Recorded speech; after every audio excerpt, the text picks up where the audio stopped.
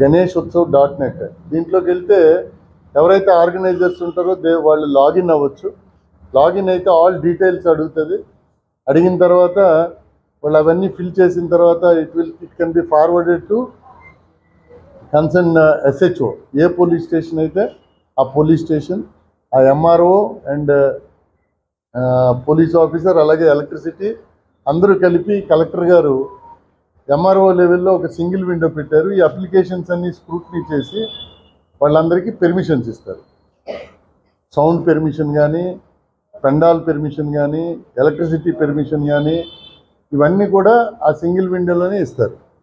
So before that ఏంటంటే మనము ఎవరైతే ఆర్గనైజర్స్ ఉన్నారో పెండాల్స్ మనకి అప్లై చేస్తున్నారో వాళ్ళందరికీ విజ్ఞప్తి ఒకటి,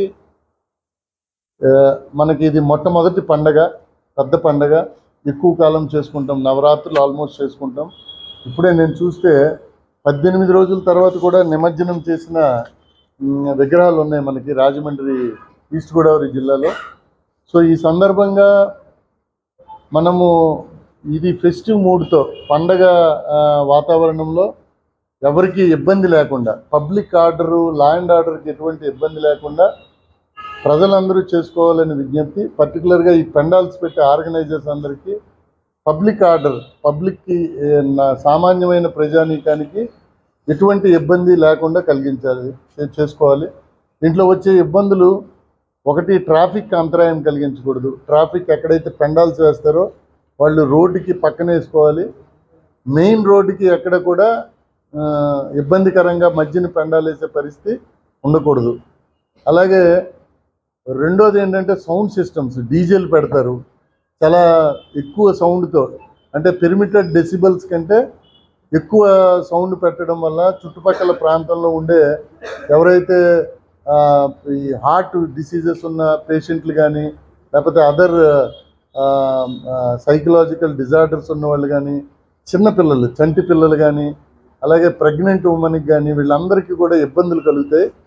కాబట్టి ఈ ఆర్గనైజర్స్కి చెప్పేది ఏంటంటే పబ్లిక్ ఇబ్బంది లేకుండా సౌండ్ సిస్టమ్స్ రన్ చేయాలి. ఎక్కడైనా డెసిబల్స్ దాటి, పెర్మిటెడ్ డెసిబల్స్ దాటి కానీ సౌండ్ సిస్టమ్ పెడితే we will remove that sound system. So this is very clear. ఎందుకంటే పబ్లిక్ సిటీ సంబంధమైన ప్రాంతాల్లో పబ్లిక్ చాలా రకాల పబ్లిక్ ఉంటారు. పేషెంట్స్ ఉంటారు, స్టూడెంట్స్ ఉంటారు, చంటి పిల్లలు ఉంటారు, యానిమల్స్ ఉంటాయి. ఇవన్నీ డిస్టర్బ్ అవుతాయి. కాబట్టి మ్యాక్సిమం చాలా రిస్ట్రెయింట్గా పెట్టుకోవాలి. అలాగే రాత్రి 10 తర్వాత సౌండ్ సిస్టమ్స్ పెట్టుకోకూడదు. ఇది వారందరూ గమనించాలి. నెక్స్ట్ ఎలక్ట్రిఫికేషన్కి వచ్చేసరికి ఎలక్ట్రిఫికేషన్కి సంబంధించి ప్రాపర్ సర్టిఫికేషన్ తీసుకోవాలి.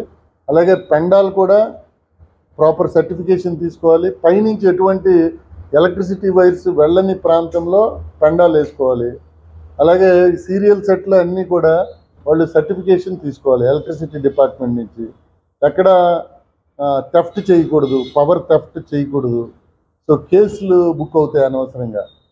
సో అలాగే నైట్ టైం ఏదైతే ఉందో ఆర్గనైజర్స్ తరఫు నుంచి కంపల్సరీ ఒక డిజిగ్నేటెడ్ పర్సన్ పెండాల్ దగ్గర ఉండాలి. ఆ పెండాల్ దగ్గర పెట్టుకోవాలి.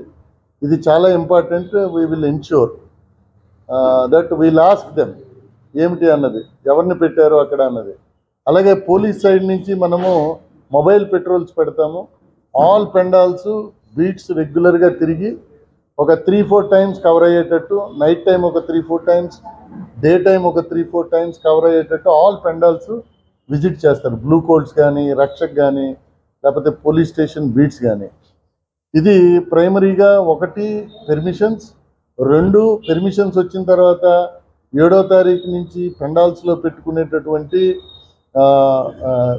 ఏవేవైతే పెట్టుకుంటారో వాటన్నిటికి కూడా ప్రాపర్గా మెయింటైన్ చేసుకోవాలి. Next third point is immersion. ఏదైతే ఇమ్మర్షన్కి సంబంధించిన రోజు ఎక్కడైతే డిజిగ్నేటెడ్ రూట్ ఇస్తామో ఆ రూట్లోనే వాళ్ళు పోయి ఎక్కడైతే ఇమ్మర్షన్ పాయింట్లు ఐడెంటిఫై చేయబడ్డాయో మున్సిపాలిటీ వారు ఆల్రెడీ లైటింగ్ అంతా ఎవ్రీథింగ్ పెడుతున్నారు. అక్కడ సేఫ్టీ బోట్స్, స్విమ్మర్స్, క్రేన్స్ అన్నీ పెడుతున్నారు. కాబట్టి అక్కడ మాత్రమే చేయాలి. అంటే డిజిగ్నేటెడ్ రూట్ని మాత్రమే ఫాలో అవ్వాలి.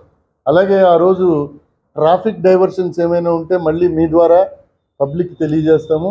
వాటిని పబ్లిక్కి మినిమం డిస్టర్బెన్స్, పబ్లిక్ మూమెంట్కి మినిమం డిస్టర్బెన్స్ ఉండే విధంగా ఈ ఇమ్మర్షన్ రూట్స్ కూడా ప్లాన్ చేస్తాము. సో అవన్నీ